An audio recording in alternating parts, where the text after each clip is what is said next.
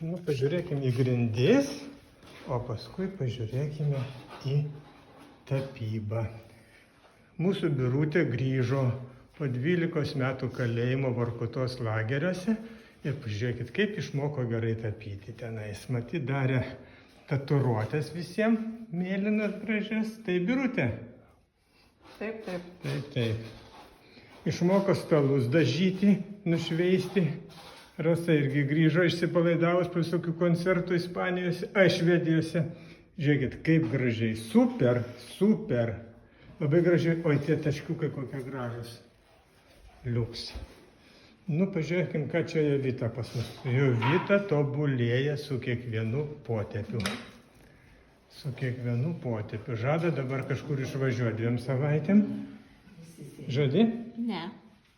O sakei kažką važiuosi. Tai jau buvau išvažiavus. O ne rugsėjai? Tai rugsėjai. Tai... Nu gerai, teisingai, kad labai toli.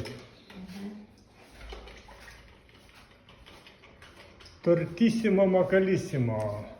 Turime 2 tortus, nežinom, nuo kurio pradėsim valgyti. O božečki, kaip gyvas tortukas, taip ir norisi niam ir atsikasti. Taip, Danutė? Draugė džiaugsis. Tai va, šios dienos rezultatas nuostabus.